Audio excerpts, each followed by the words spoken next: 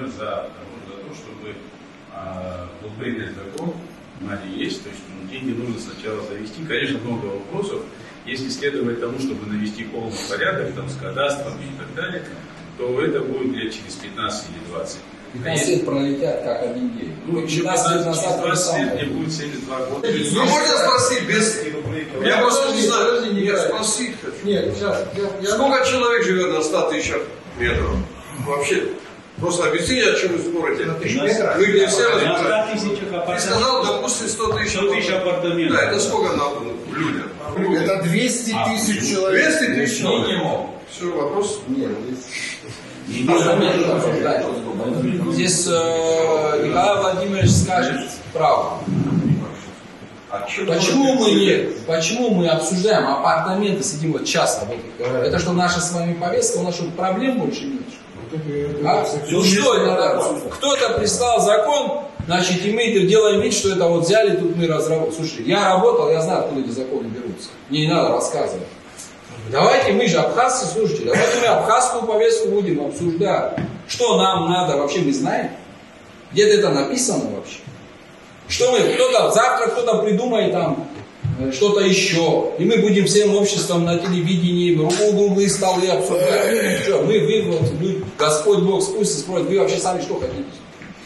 Давайте это сформулируем, я об этом говорю. Я не против апартаментов, мне не надо делать какой-то бабаигу. Я призываю к тому, что все эти вопросы, они второстепенные, третьестепенные, десятистепенные, да? У нас другие вопросы. У нас информационное пространство. Вот вы в Абхазию приезжаете, вы не слышите ни абхазскую речь, ни вывески на абхазском языке. Ничего вы абхазского там не видите. Информационное пространство. У нас телевидение несколько часов в сутки работает. Это нормально? Это нормально? Это не нормально. Почему мы это не обсуждаем? Это нам не интересно. Мы сидим, кто-то прислал закон апартаменты.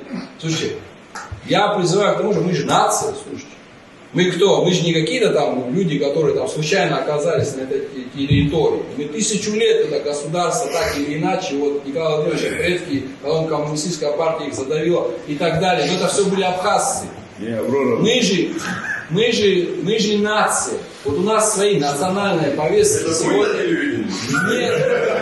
Понимаете? Об этом идет речь, слушай. У нас нация погибает, а мы сидим апартаменты обсуждаем. Вы поезжайте, вы ездите.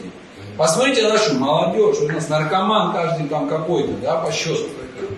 Таблетки употребляют. Потому что апартаментов у нас нет, поэтому они употребляют таблетки.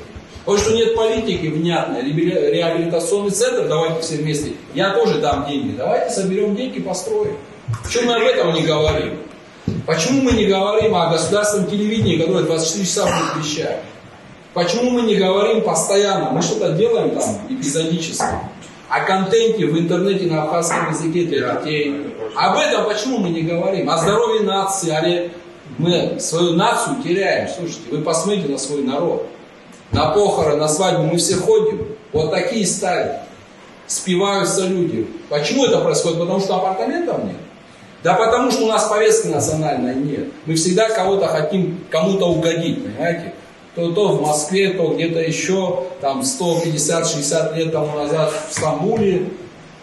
Мы государство свое, я так его понимаю. Я ребенком был, я не воевал.